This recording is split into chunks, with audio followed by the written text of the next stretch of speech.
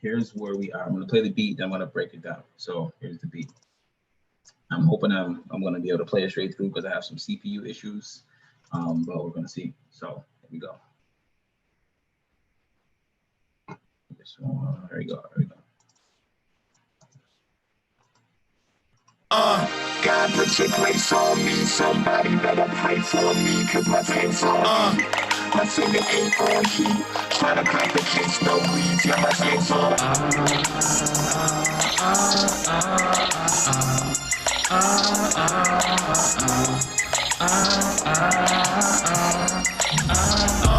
God put your grace on me. Somebody better pray for me, cause my tank's on E.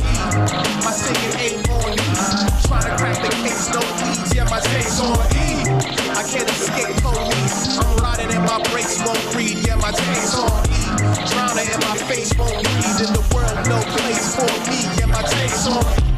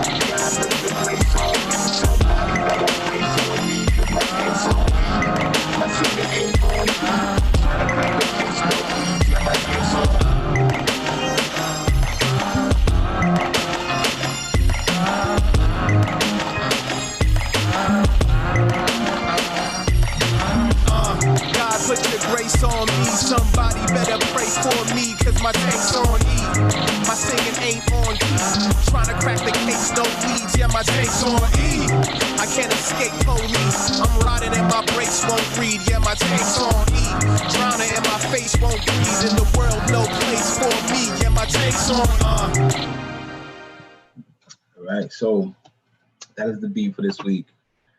So what I was doing was I was looking into this song here by P called Tank on E. But when the instrumental came, when the acapella came over, there's multiple places inside of the beat, inside the track where it kind of skips and changes itself. So I was more so using it as a hook to set the tone for how the beat will be, or how the track will go.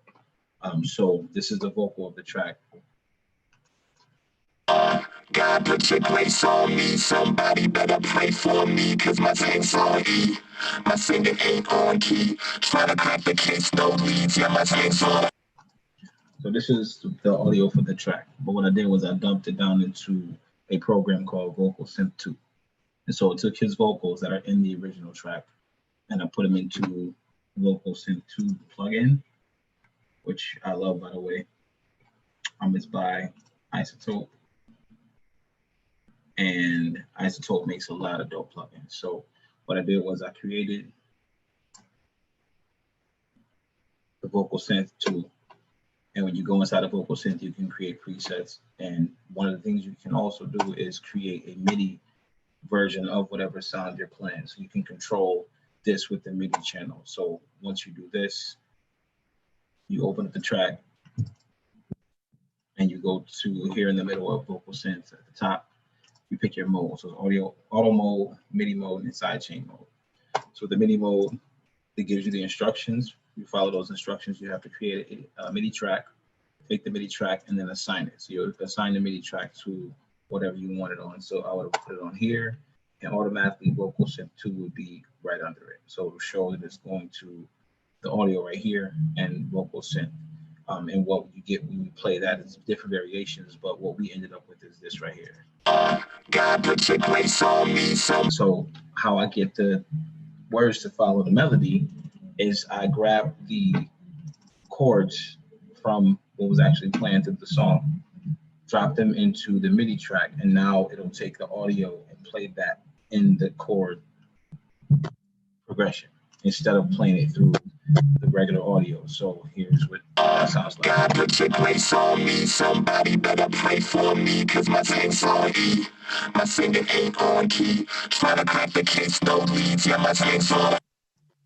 So that is how I got that background vocal kind of sound in there.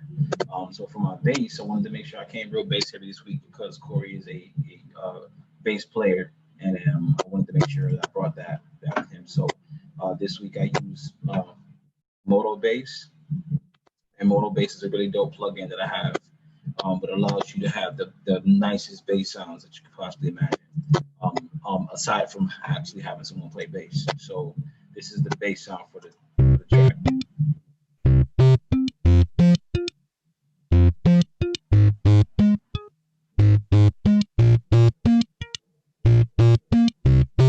So when you go into Moto Bass, it's a lot of functionality. So that sound that I was getting on that bass is a preset that I created, but you can go to any style you want. So you can pick the type of the model of guitar. I love the violin bass. For some reason, it has one of the illest bass sounds. And so you can go in, you can pick the string type. So the age can be old or new or broken in. Broken in is kind of looser. So if you're familiar with the broken in guitar strings, they have a more loose, more comfortable feel to them. But when you put them on old, they have a seasoned sound, but they're not distorted at all. But new is real tight. So for this track, I wanted to use new for the sound of the bass. So you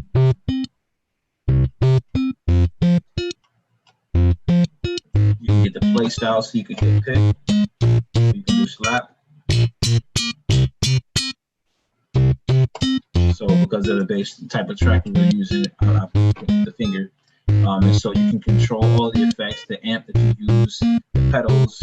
You can also control the bass that it gives out, so the circuit and tone. You can control all of that with Moto Bass. So Moto Bass is something I definitely recommend anybody that gets. Moto Bass is definitely dope. So with that playing background on the beat. God put your grace on me, somebody better pray for me, cause my faith's on me. My finger ain't on me, try to crack the case, no bleeds, yeah, my faith's on me. So to leave from the bass, we come to here. Now this week, again, I did not want to play any keys myself, so there is a chords, MIDI chord kit, melody kit that you can get from this guy named Nico Katsolis. Nico Katsolis is online everywhere. If you're looking up music, you can find his MIDI pack. But I don't like playing people's chords straight out, because if I use a loop, I want to make it my own. So this is what the loop sounds like originally. The chords sound like originally. So we just hear. So pretty nice chords, put me in a feel of like a old 80s track. So sound really cool to me, but I didn't want to use them as they came. So I wanted to throw the arpeggiator on it to give it some interest for the beat. So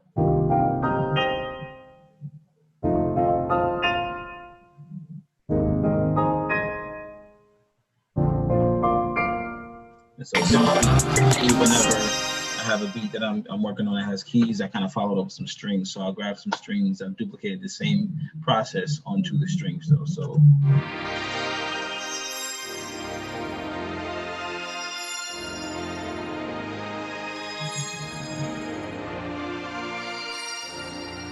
so for these, I left the chords longer so that they have more bounce to them.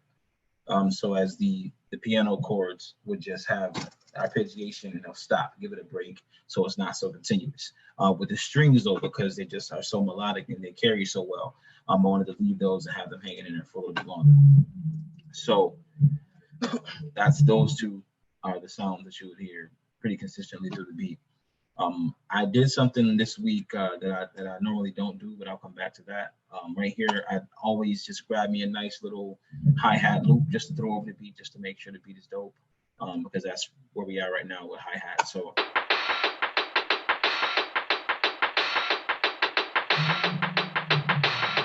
this goes over the beat.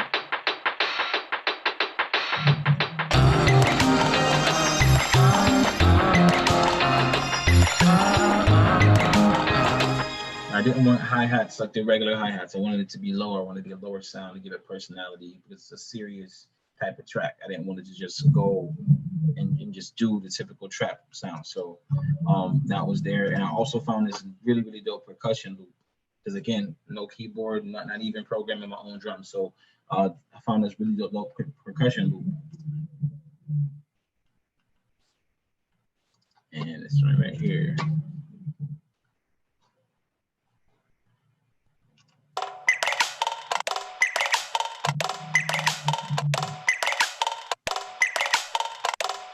And that goes for the whole beat, pretty consistent, but it's low enough where you can't really hear it. So it kind of adds flavor to the actual the track with the drums to it. So these two isolated. The drums with that sound really, really dope. So I wanted to isolate those two. So it's pretty much right here.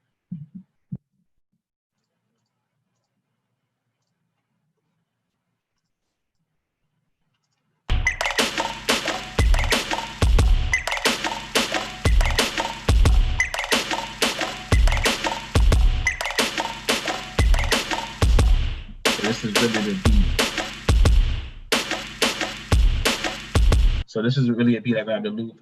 I wanted to keep it simple because I wanted the verse, wanted the words to really carry the track, to put focus on the vocals. So basic beat, very basic hip hop beat, you know, hip hop rudimentary beat.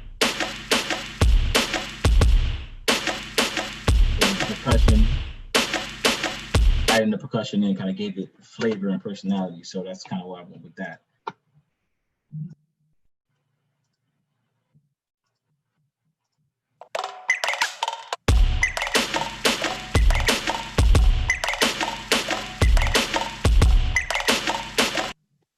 I just, it really don't feel to me, really don't feel. So I wanted to make sure that was pronounced in the beat overall. So the thing that I did this week was pretty different for me because I typically don't do this. And Corey does it every single week. So I said, let me try my hand at doing some vocal background kind of thing. But I couldn't get my mic to work. So I had to record into my iPhone. And then I had to transfer the file sounds into Adobe Audition and then convert them to WAV format so that I could put them into the track. And so the vocal sounds would be just an overlay.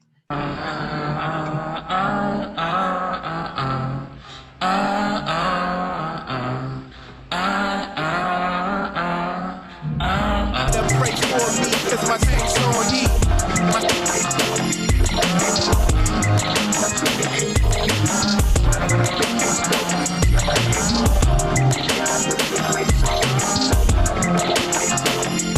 So kind of wanted to have that in there, real, you know, acoustic like, not acoustic like, but atmospheric, kind of give it a real ambiance type of feel and just have something in there that was different on that beat. But I wanted to keep it real light. I didn't want to go too hard. So for the most part, this beat is more just designed, and I broke it down the structure for a rap to go over it so that when I do have the track version of the acapella that does not have the time switches, it'll go overall. But pretty dope for me. I had a lot of fun creating this beat because it allowed me to add my creativity to somebody else's vocals. So this is week 4.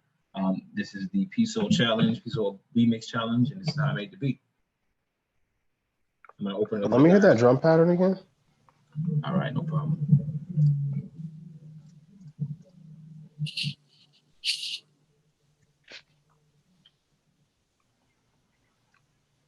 Yeah, E, those drums are sick.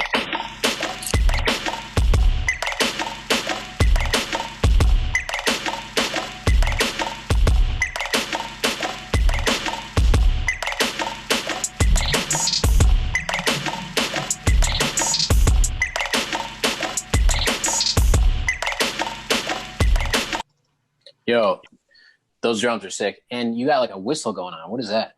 That's actually in the percussion. So the percussion itself has the whistle in there. I didn't add that. Okay. It's literally like a 1, 2, 3, 4 Yeah. loop. There's no elaboration to it. It just stays right there. And your snare has like a kind of like a delay, so it's going like a cut. There's a little bit of a after hit. Yeah, so with this, with the snare that like this snare, and then with the snare combined with this one, you can hear the delay barely, but it gives character to the main snare. Yeah, that's nice. Yo, and E, you get the new award, which is second person to sing. Sing King. I'll take that award. I'll take Sing that award. King. Yo, I heard it in the beginning. I was like, wait, that wasn't in the regular track. I had to, and I couldn't get my mic to work, so I had to do it right through my iPhone and send the audio. Listen, man, when I realized I couldn't use the whole verse and I didn't have the backup verse, I'm like, I gotta add some kind of additional vocals in here to kind of give personality to it. That would have been like in the verse where he's coming up on the tail end of the story and he's kind of driving it home, and that's just like there as a consistent, just like, you know, cloud over the track. Yeah, that's nice. And even the like the vocoder stuff, that's crazy, and that's like a really cool technique. Both techniques are really cool that I got to think about too. The first one is using MIDI that you have access to. Either you create it yourself or you take it from somewhere and then flip it in some way. Yeah. But the arpeggiation, where it's playing those chords in arpeggio format, that's really creative, because I mean, you know, you think about a keyboard player, that's kind of how they're going to play mentally. They might hit one chord and then they're comping on down the neck of the keyboard. And then the other thing was the vocoder just totally flipped the feel of the song completely. Like, you know, P.SO's remix had way more of a heartfelt kind of thing going on. Mm-hmm. This being almost like major sounding in nature, gave it, in like the robotic voice gave it like a completely totally different feel altogether. Yeah. Fine, I'm going to stop sharing, guys. I definitely appreciate the feedback on this week. P, anything else you want to see on here? I really like that beat a lot, man. Can't have it. It's for someone else. It's for someone else. I just need your permission to use your vocals.